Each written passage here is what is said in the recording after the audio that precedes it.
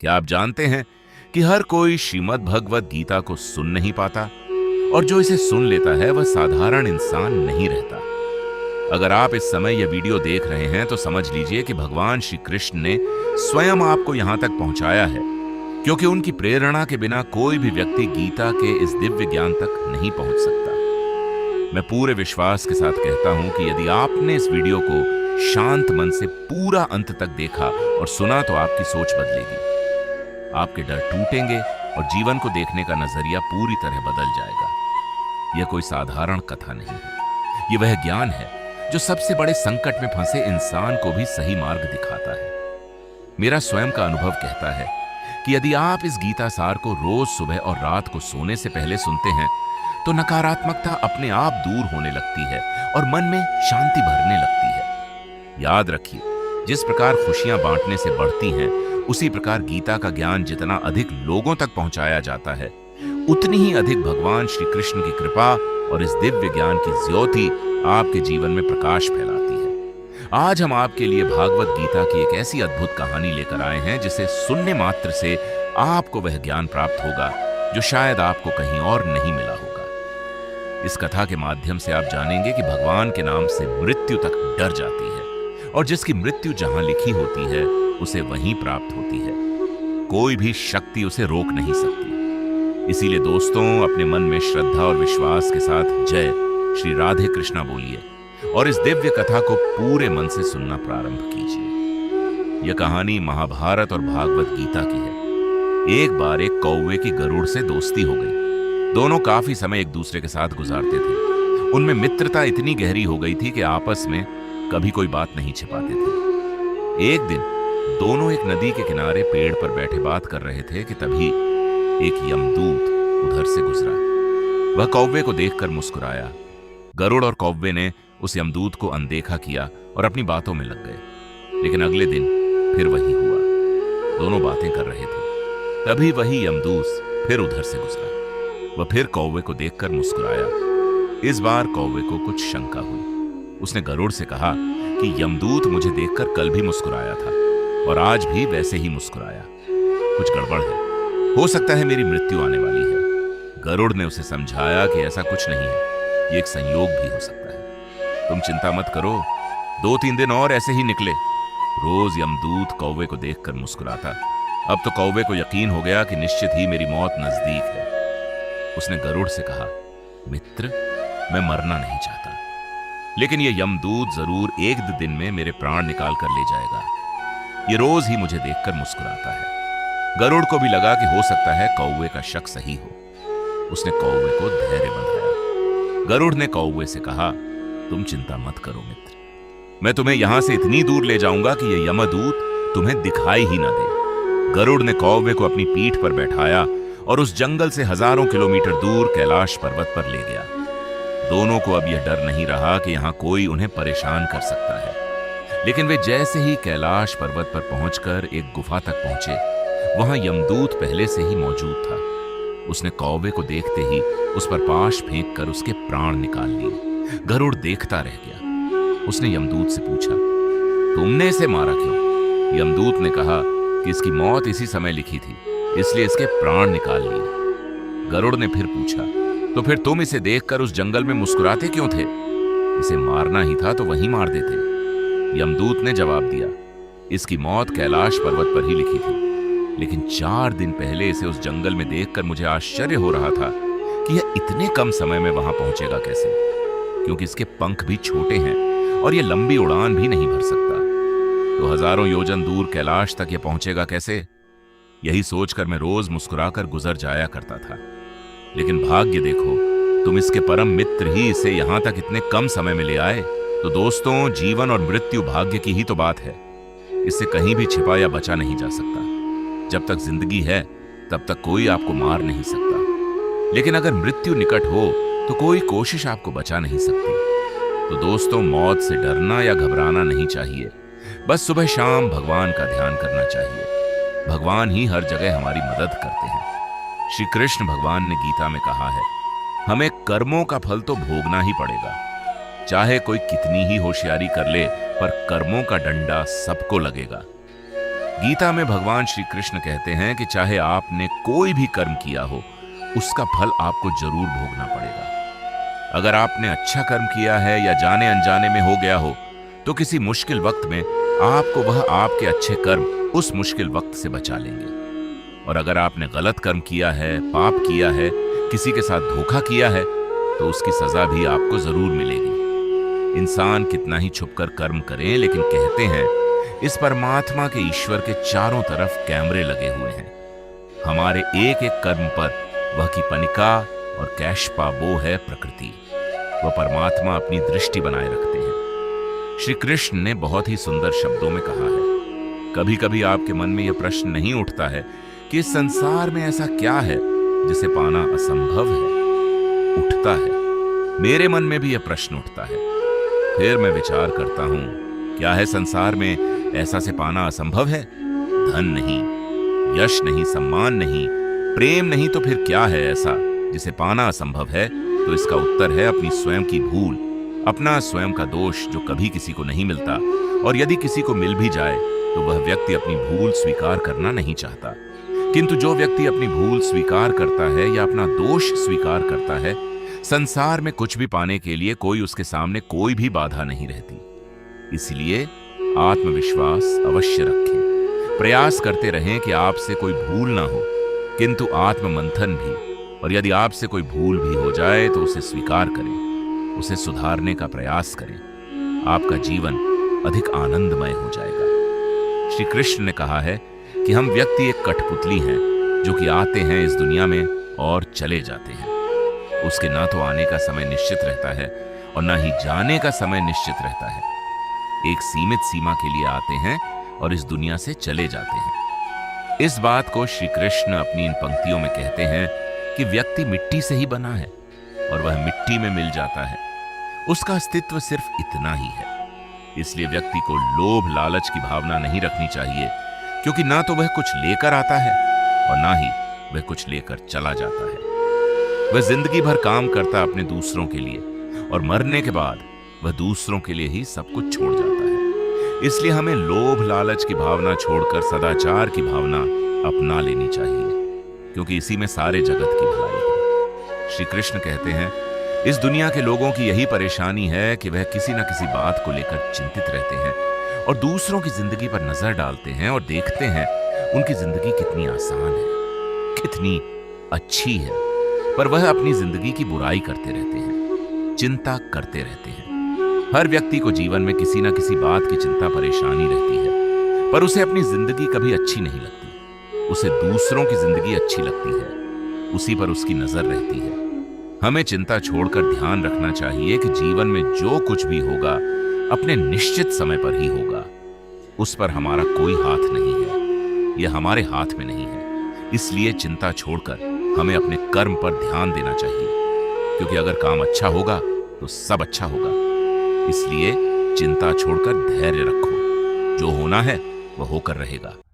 इसमें ना कुछ हम कर सकते हैं और ना ही हम कुछ कर पाएंगे। यह हमारे हाथ में नहीं है। इसलिए अपने कर्म पर केंद्रित रहें, उसी से जीवन का निर्माण और विनाश होगा। श्री कृष्ण कहते हैं जीवन में कुछ पाना हो तो सोच और कर्म बड़े आवश्यक होते हैं, किंतु क्या केवल सोच से, क्या केवल कर्म करने से आपको सफलता प्राप्त होगी? नहीं। कुछ लोग सोचते रह जाते हैं और कर्म नहीं कर पाते, और इसी कारण से उन्हें सफलता प्राप्त नहीं होती। कुछ लोग बिना सोचे समझे कर्म करते रह जाते हैं, उन्हें भी सफलता प्राप्त नहीं होती। स्मरण रखिएगा, वृक्ष को काटना हो तो कुल्हाड़ी के लगातार प्रयास करने के साथ ही कुल्हाड़ी किस दिशा में मारी जानी चाहिए इसका ध्यान रखना पड़ता है। सोच और कर्म इनका ठीक से सम्मिश्रण करेंगे तो अवश्य ही सफलता मिलेगी। श्री कृष्ण ने क्या खूब कहा है, आत्मा अमर है। यह हमारा देह एक रेत के समान है जो आखिरकार मिट्टी में मिल ही जाता है, पर हमारी आत्मा अमर है। न इसका कोई अंत है, न कोई इसका मरण है। हमें कोई भी हमारे शरीर को मार सकता है, पर हमारे आत्मा को नहीं मार सकता। वह कभी मरता ही नहीं है। व्यक्ति को कभी मारा नहीं जा सकता है। इस बात को श्री कृष्ण अपनी भागवत गीता की बातों में बताते हैं कि व्यक्ति कभी मरता नहीं है, उसका शरीर मर जाता है, पर आत्मा हमेशा के लिए जिंदा रहता है। श्री कृष्ण कहते हैं आप खुद ही अपने जीवन के निर्माता हैं। आप जैसा बीज बोएंगे वैसा ही फल काटेंगे। आप जितना परिश्रम करेंगे, आप उतना ही अच्छे परिश्रम का परिणाम पाएंगे। आप जीवन में जो स्थान की चाह रखते हैं, उस स्थान पर सिर्फ आप एक ही तरीके से पहुंच सकते हैं। वह जरिया है आपकी मेहनत। आप जितनी ज्यादा मेहनत करके आप अपना अच्छा प्रस्तुत करेंगे, उतना ही अच्छा आप पाएंगे। आप खुद अपने जीवन के निर्माता हैं। आप अपने जीवन को बना सकते हैं, बिगाड़ भी सकते हैं। पर लाखों लोग अपने जीवन में कुछ ऐसी आदतों को अपना लेते हैं जिससे वह अपनी राह कभी खोज नहीं पाते। वह रास्ते से भटक जाते हैं। हर एक व्यक्ति बड़े बड़े स्थान अपने जीवन में चाहता है, पर वह उसके लिए काम नहीं करता है और इसका परिणाम वह कुछ नहीं बन पाता। आपको अगर अपने जीवन में कुछ करना है, तो आपको अपने जीवन का निर्माता बनना खुद पड़ेगा। उसे निर्माण करना पड़ेगा। जब तक आप नहीं सीखते, तब तक आप जीवन में कुछ नहीं कर सकते। इसलिए श्री कृष्ण कहते हैं कि आप अपने जीवन के स्वयं ही निर्माता हैं। इसलिए आप अपना ज्यादा समय अपने काम को करने में ही निकालें। श्री कृष्ण कहते हैं, हम सबके जीवन में कभी ना कभी पत्थरों का योग होता ही है। यह संसार हम पर कभी ना कभी पत्थर बरसाता ही है। कभी हमें बुरा समझकर, कभी असफल मानकर, कभी बुद्धिहीन मानकर। कारण बहुत सारे हैं, किंतु इन पत्थरों से हमें चोट खानी है या नहीं, हमारे हाथ में है। या तो आप इन पत्थरों से चोट खाकर आंसुओं में डूब सकते हैं, या फिर आप इन पत्थरों से सेतु बनाकर समस्या का सागर पार कर सकते हैं। निर्णय आपका है। यह पत्थर प्रतीक है हमारी निंदा का, हमारी आलोचना का, और जो इस आलोचना को नकारात्मक ले गया है, वह केवल कष्ट ही पाएगा। और जिसने इस आलोचना को विकास का आधार बना लिया, वह सफलता के शिखर चढ़ेगा। इसलिए स्मरण रखिएगा, आलोचना आपका शत्रु नहीं, आपका सबसे बड़ा मित्र है। श्री कृष्ण कहते हैं कि धर्म को अपनाना हमारे अस्तित्व में है और वही हमारी पहचान है। हम अपने धर्म से पहचाने जाते हैं, क्योंकि हमारा जितना अच्छा धर्म होगा, उतना ही अच्छा हमारा आचरण होगा। अपने आचरण को सुंदर बनाने के लिए हमें अपने धर्म को और भी बेहतर बनाना पड़ेगा। यह बात है महाभारत की। उन दिनों पांचों पांडव और समस्त कौरव गुरु द्रोण से धनुर्विद्या की शिक्षा प्राप्त कर रहे थे। गुरु द्रोण ने एक दिन उनकी परीक्षा लेने का विचार किया और इसी उद्देश्य से उन्हें जंगल की ओर लेकर गए। काफी दूर चलने के बाद वह जंगल में एक स्थान पर पहुंचकर ठहर गए। वहां एक ऊंचा और विशाल पेड़ था। गुरु द्रोण ने पांचों पांडव और कौरव से कहा कि आज उन सब की धनुर्विद्या की परीक्षा है, जो देखना चाहते हैं कि अब तक उन्होंने जो कुछ उन्हें सिखाया है, उसमें वह कितने निपुण हुए हैं। पांडव और कौरव तैयार हो गए। गुरु द्रोण ने पेड़ पर एक नकली चिड़िया लटका दी और सभी राजकुमारों से बोले, तुम्हें पेड़ पर लटकी चिड़िया की आंख पर निशाना साधना है। सभी तैयार हैं? पांडव और कौरव राजकुमारों ने हामी भरी। गुरु द्रोण ने सबसे पहले युधिष्ठिर को निशाना साधने बुलाया। धनुष बाण हाथ में लिए युधिष्ठिर आगे आ गए। गुरु द्रोण ने पूछा, क्या तुम तैयार हो? युधिष्ठिर ने हां में सिर हिलाया। तब गुरु द्रोण ने पेड़ की ओर संकेत करके पूछा, बताओ तुम्हें उस पेड़ पर क्या दिखाई दे रहा है? गुरुदेव, मुझे एक बड़ा पेड़ दिखाई दे रहा है जिसकी कई शाखाएं फैली हुई हैं। शाखाओं पर हरे हरे पत्ते हैं। पेड़ पर चिड़ियाओं ने घोंसला बनाया हुआ है। आपने एक डाली पर एक नकली चिड़िया लटकाई है। युधिष्ठिर ने पूरा वर्णन कर दिया। गुरु द्रोण ने कहा, युधिष्ठिर, तुम अभी परीक्षा के लिए तैयार नहीं हो, पीछे जाकर खड़े हो जाओ। युधिष्ठिर चला गया। गुरु द्रोण ने भीम को आगे बुलाया और वहीं प्रश्न दोहराया, बताओ भीम, तुम्हें इस पेड़ पर क्या दिखाई दे रहा है? भीम ने 2 कदम आगे जाकर वर्णन किया, मुझे यह धरती, आकाश, घना जंगल, गुरुदेव आप और यह घना पेड़, इसकी पत्तियां और इस पर लटकी चिड़िया दिखाई दे रही हैं। गुरु द्रोण ने कहा, भीम, अभी तुम इस परीक्षा के लिए पूरी तरह तैयार नहीं हो, पीछे जाकर खड़े हो जाओ। उसके बाद गुरु द्रोण ने एक एक करके नकुल और सहदेव तथा दुर्योधन सहित सभी कौरव राजकुमारों को बुलाया और वहीं सवाल किया। सब ने वहीं उत्तर दिया, पेड़, शाखाएं, पत्ते, चिड़िया। गुरु द्रोण ने सबसे यही कहा, अभी वह इस परीक्षा के लिए तैयार नहीं है और उन्हें निशाना लगाने नहीं दिया। अंत में अर्जुन सामने आया। गुरु द्रोण ने वही प्रश्न दोहराया, बताओ अर्जुन, तुम्हें क्या दिखाई दे रहा है? अर्जुन ने बांध चढ़ाकर उत्तर दिया, बस मुझे चिड़िया की आंखें दिखाई दे रही हैं गुरुदेव। गुरु द्रोण ने कहा, निशाना साधो। अर्जुन ने निशाना लगाया और बाण ने चिड़िया की आंख को भेद दिया। गुरु द्रोण ने सभी राजकुमारों को समझाया कि जब आप किसी लक्ष्य के प्रति प्रयास कर रहे हैं तो पूरा ध्यान लक्ष्य पर होना चाहिए। लक्ष्य के सिवाय कुछ भी नहीं दिखाई देना चाहिए। यही किसी भी लक्ष्य को प्राप्त करने का मूल मंत्र है। एक साथ कई कार्यों में उलझे रहोगे तो कभी भी लक्ष्य प्राप्त नहीं कर पाओगे। इसलिए अपना ध्यान सिर्फ और सिर्फ लक्ष्य पर रखो। इसलिए सफलता प्राप्ति के लिए पूरा ध्यान सिर्फ अपने लक्ष्य पर होना चाहिए। आप दुख पर ध्यान देंगे तो हमेशा दुखी रहेंगे।